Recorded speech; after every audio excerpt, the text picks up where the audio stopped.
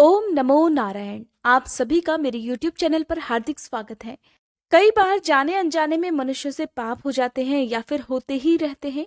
भूलवश या फिर जानकर किए गए पापों से मुक्ति पाने के लिए चैत्र मास के कृष्ण पक्ष की पाप मोचनी एकादशी का व्रत किया जाता है। इस व्रत को रखने से जाने अनजाने में किए गए जितने भी पाप हैं उन सभी का नाश हो जाता है। जब कभी भी व्यक्ति का मन पराई स्त्री अथवा पराई पुरुष या पराई धन की ओर ललचा जाए तब प्रायश्चित के रूप में इस एकादशी का व्रत कर भगवान श्री हरि की शरण लेनी चाहिए। इनके अलावा और जितने भी पाप हैं जिनका प्रायश्चित आप करना चाहते हैं, जो भी गलती हैं, जो अपराध हैं, उन सभी के लिए क्षमा चाहने हेतु इस एकादशी का व्रत किया जाता है। एकादशी का व्रत करने वाले लोगों को आज के दिन व्रत की कथा भी पढ़नी और सुननी चाहिए। जो लोग व्रत ना रख पाए तब भी आपको भगवान श्री हरि की पूजा अर्चना करके व्रत की कथा पढ़नी और सुननी चाहिए। आज की इस वीडियो में आप रसपान करेंगे पाप मोचनी एकादशी की व्रत कथा का। सबसे पहले मैं आपको सुनाऊंगी पाप नाशन स्तोत्र का हिंदी अनुवाद, जिसे सुनते समय आप आंखें बंद कर भगवान श्री हरि का ध्यान करते हुए हाथ में पीला या कोई भी पुष्प लेकर भगवान का ध्यान करें और इस स्तोत्र के पाठ के बाद जब भी आप पूजा करें तब भी आप इसे सुन सकते हैं। उसके बाद श्रद्धा पूर्वक भगवान से क्षमा मांगते हुए इस पुष्प को भगवान के चरणों में अर्पित कीजिएगा। सर्वव्यापी विष्णु को सदा नमस्कार है, श्री हरि विष्णु को नमस्कार है। मैं अपने चित्त में स्थित सर्वव्यापी अहंकार शून्य श्री हरि को नमस्कार करती हूँ। मैं अपने मानस में विराजमान अव्यक्त अनंत और अपराजित परमेश्वर को नमस्कार करती हूँ। सबके पूजनीय जन्म और मरण से रहित प्रभावशाली श्री हरि को नमस्कार है। श्री हरि अर्थात श्री विष्णु मेरे चित्त में निवास करते हैं। श्री विष्णु मेरी बुद्धि में विराजमान है। श्री विष्णु मेरे अहंकार में प्रतिष्ठित हैं और श्री विष्णु मुझ में भी स्थित हैं। वे श्री विष्णु ही चराचर प्राणियों के कर्मों के रूप में स्थित हैं। उनके चिंतन से मेरे पापों का नाश हो। जो ध्यान करने पर पापों का हरण करते हैं और भावना करने से स्वप्न में दर्शन देते हैं। देवराज इंद्र के अनुज शरणागत जनों का दुख दूर करने वाले उन पापहारी श्री विष्णु को मैं नमस्कार करती हूँ। मैं इस निराधार जगत में अज्ञान अंधकार में डूबते हुए को हाथ का सहारा देने वाले परात्पर स्वरूप श्री विष्णु के सम्मुख नतमस्तक होती हूँ। हे सर्वेश्वर प्रभो, हे कमल नयन परमात्मन, हे ऋषिकेश, आपको नमस्कार है। हे इंद्रियों के स्वामी श्री विष्णु, आपको नमस्कार है।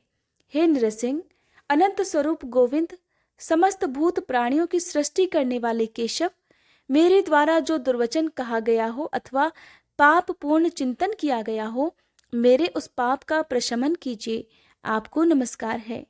हे केशव, अपने मन के वश में होकर मैंने जो न करने योग्य अत्यंत उग्र पाप पूर्ण चिंतन किया है उसे भी शांत कीजिए। हे परमार्थ परायण, हे ब्राह्मण प्रिय गोविंद, अपनी मर्यादा से कभी च्युत न होने वाले जगन्नाथ, जगत का भरण पोषण करने वाले देवेश्वर, मेरे पापों का विनाश कीजिए। मैंने मध्याह्न, अपराह्न, सायंकाल और रात्रि के समय जानते हुए अथवा अनजाने में शरीर, मन और वाणी के द्वारा जो पाप किया हो, हे पुंडरीकाक्ष, हे ऋषिकेश, हे माधव, आपके इन तीनों नामों के उच्चारण से मेरे वे सब पाप क्षीण हो जाएं, नाश हो जाएं। हे कमल नयन, हे लक्ष्मीपते, हे इंद्रियों के स्वामी माधव, आज आप मेरे शरीर और वाणी द्वारा किए हुए पापों का हनन कीजिए। आज मैंने खाते, सोते, खड़े, चलते अथवा जागते हुए मन, वाणी और शरीर से जो भी नीच योनि और नरक की प्राप्ति कराने वाले सूक्ष्म अथवा स्थूल पाप किए हों, भगवान वासुदेव के नामोच्चारण से वे सब विनष्ट हो जाएं। जो परब्रह्म, परम धाम और परम पवित्र हैं, उन श्री विष्णु के संकीर्तन से मेरे सभी पाप नष्ट हो जाएं। जिसको प्राप्त होकर ज्ञानी जन पुनः लौटकर नहीं आते, जो गंध, स्पर्श आदि तन्मात्राओं से रहित हैं, श्री विष्णु का वह परम पद मेरे संपूर्ण पापों का शमन करे। जो भी मनुष्य पाप मोचनी एकादशी के दिन श्रद्धा पूर्वक इस स्तोत्र का पठन अथवा श्रवण करता है, वह शरीर, मन और वाणी जनित समस्त पापों से छूट जाता है और समस्त पाप ग्रहों से मुक्त होकर भगवान श्री हरि के परम पद को प्राप्त हो जाता है। आइए अब रसपान करते हैं आज की कथा का। धर्मराज युधिष्ठिर ने भगवान श्री कृष्ण से पूछा, हे मधुसूदन, आपने फाल्गुन मास के शुक्ल पक्ष की एकादशी अर्थात आमल की एकादशी के बारे में विस्तार पूर्वक मुझे बतलाया। अब चैत्र मास के कृष्ण पक्ष में आने वाली जो एकादशी है, उसका महत्व और उसकी विधि विधान क्या है, कृपा करके आप मेरी बढ़ती हुई इस जिज्ञासा को शांत कीजिए। तब मधुसूदन भगवान कहने लगे, हे धर्मराज, चैत्र मास के कृष्ण पक्ष की एकादशी को पाप मोचनी एकादशी के नाम से जाना जाता है। एक बार की बात है, पृथ्वीपति राजा मांधाता ने लोमश ऋषि से यही प्रश्न किया था जो तुमने मुझसे किया है। अतः जो कुछ भी ऋषि लोमश ने राजा मांधाता को बतलाया, वही मैं तुमसे कह रहा हूं, ध्यान पूर्वक सुनो। राजा मांधाता ने धर्म के गुह्यतम रहस्यों के ज्ञाता महर्षि लोमश से पूछा, हे ऋषि श्रेष्ठ, मनुष्यों के पापों का मोचन किस प्रकार संभव है? कृपा कर कोई ऐसा सरल उपाय बताइए जिससे सभी को सहज ही पापों से छुटकारा मिल जाए। तब महर्षि लोमश कहने लगे, हे नरपति, चैत्र मास के कृष्ण पक्ष की एकादशी का नाम पाप मोचनी एकादशी है। उसके व्रत के प्रभाव से मनुष्यों के अनेक पाप नष्ट हो जाते हैं। अब मैं तुम्हें इस व्रत की कथा सुनाता हूँ, ध्यान पूर्वक श्रवण करो। प्राचीन समय में चैत्र रथ नाम का एक वन था। उसमें अप्सराएं किन्नरों के साथ विहार किया करती थी। वहां सदैव वसंत का मौसम रहता था, अर्थात उस जगह पर सदा नाना प्रकार के पुष्प खिले रहते थे। कभी गंधर्व कन्याएं विहार किया करती तो कभी देवेंद्र अन्य देवताओं के साथ वहां पर क्रीड़ा किया करते थे।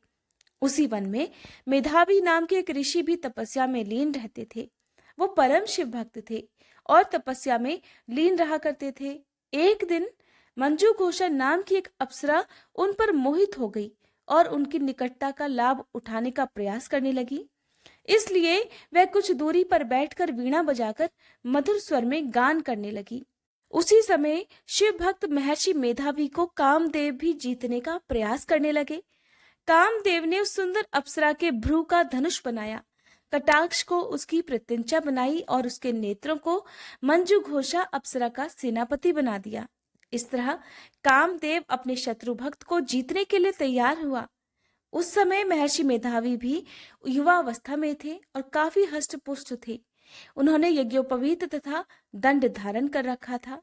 वे दूसरे कामदेव के समान प्रतीत हो रहे थे। उस मुनि को देखकर कामदेव के वश में हुई मंजू घोषा ने धीरे धीरे मधुर वाणी से वीणा पर गायन शुरू कर दिया।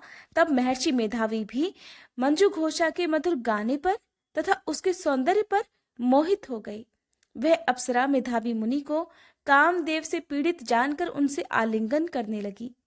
महर्षि मेधावी उसके सौंदर्य पर मोहित होकर शिव रहस्य को भूल गए और काम के वशीभूत होकर उसके साथ रमण करने लगे। काम के वशीभूत होने के कारण मुनि को उस समय दिन रात का कुछ भी ज्ञान नहीं रहा और काफी समय तक वे उस अप्सरा के साथ रमण करते रहे। तदुपरांत मंजू घोषा उस मुनि से बोली, हे ऋषिवर, अब मुझे बहुत समय हो गया है, अतः स्वर्ग जाने की आज्ञा दीजिए।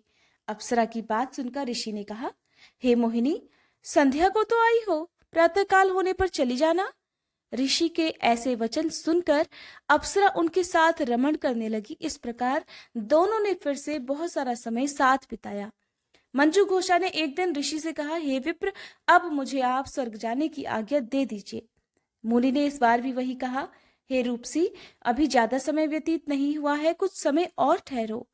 मुनि की बात सुनकर अप्सरा कहने लगी, हे ऋषिवर, आपकी रात तो बहुत लंबी है। आप स्वयं ही सोचिए कि मुझे आपके पास आए कितना समय हो गया। अब और ज्यादा समय तक ठहरना उचित नहीं है। अप्सरा की बात सुनकर मुनि को समय का बोध हुआ और वह गंभीरता पूर्वक विचार करने लगे। जब उन्हें ज्ञान हुआ कि रमण करते करते उन्हें कई वर्ष बीत चुके हैं, तो वह उस अप्सरा को काल का रूप समझने लगे। इतना ज्यादा समय भोग विलास में व्यर्थ चला जाने पर उन्हें बड़ा क्रोध आया। अब वह भयंकर क्रोध में जलते हुए उस ताप नाश करने वाली अप्सरा की तरफ भ्रकुटी तान कर देखने लगे। क्रोध से उनके होठ कांपने लगे और इंद्रियां बेकाबू होने लगी। क्रोध से थरथराते स्वर में मुनि ने उस अप्सरा से कहा, मेरे तप को नष्ट करने वाली दुष्टा, तू महापापिन और बहुत ही दुराचारिणी है। तुझे धिक्कार है। अब तू मेरे शाप से पिशाचिनी बन जा। मुनि के क्रोधयुक्त श्राप से वह अप्सरा पिशाचिनी बन गई। ये देख वह व्यथित होकर बोली, हे ऋषिवर, अब मुझ पर क्रोध त्याग कर प्रसन्न होइए और कृपा करके बताइए इस शाप का निवारण किस प्रकार संभव होगा। क्योंकि विद्वानों ने कहा है कि साधुओं की संगत अच्छा फल देने वाली होती है और आपके साथ तो मेरे बहुत सारे वर्ष व्यतीत हुए हैं। अतः अब आप मुझ पर प्रसन्न हो जाइए, अन्यथा लोग कहेंगे कि एक पुण्य आत्मा के साथ रहने पर भी मंजू घोषा को पिशाचिनी बनना पड़ा।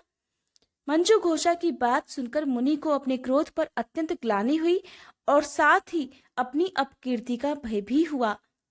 अतः पिशाचिनी बनी मंजू घोषा से मुनि कहने लगे, तूने मेरा बड़ा बुरा किया है, किंतु फिर भी मैं तुझे इस श्राप से मुक्ति का एक उपाय बतलाता हूँ।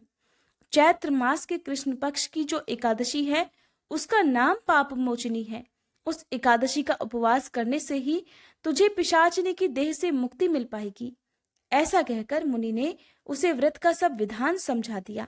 फिर अपने पापों का प्रायश्चित करने के लिए वे अपने पिता च्यवन ऋषि के पास चले गए। च्यवन ऋषि ने अपने पुत्र मेधावी को देखकर कहा, हे पुत्र, ऐसा क्या किया है तूने कि तेरे सभी तप नष्ट हो गए हैं, जिससे तुम्हारा समस्त तेज मलिन हो गया है। तब मेधावी मुनि ने लज्जा से अपना सिर झुकाकर कहा, हे पिताश्री, मैंने एक अप्सरा से रमण करके बड़ा भारी पाप किया है। इसी पाप के कारण संभवतः मेरा सारा तेज और मेरे तप नष्ट हो गए हैं। कृपा करके आप मुझे इस पाप से छूटने का कोई उपाय बताइए। तब च्यवन ऋषि कहने लगे, हे पुत्र, तुम चैत्र मास के कृष्ण पक्ष की पाप मोचनी एकादशी का विधि विधान से और भक्ति पूर्वक उपवास करो, इससे तुम्हारे सभी पाप नष्ट हो जाएंगे। अपने पिता ऋषि के ऐसे वचनों को सुनकर मेधावी मुनि ने भी पाप मोचनी एकादशी का विधि विधान से व्रत किया। उसके प्रभाव से उनके सभी पाप नष्ट हो गए। मंजू घोषा अप्सरा भी पाप मोचनी एकादशी का उपवास रखने से पिशाचिनी की देह से छूट गई और पुनः सुंदर रूप धारण कर स्वर्गलोक को चली गई। इस प्रकार पाप मोचनी एकादशी के दिन जो भी भक्त अपने पापों का, अपनी गलतियों का प्रायश्चित करना चाहता हो, उन्हें सच्चे मन से भगवान श्री हरि की पूजा कर इस व्रत कथा को पढ़ना या सुनना चाहिए। आज की ये वीडियो आपको कैसी लगी कमेंट बॉक्स में जरूर बताइएगा। इसके साथ ही आप हमारे चैनल को सब्सक्राइब करके बेल आइकन जरूर प्रेस कीजिएगा, ताकि हमारे चैनल पर आगे आने वाली नवरात्रि से जुड़ी सारी वीडियोस आपको समय से मिल सके।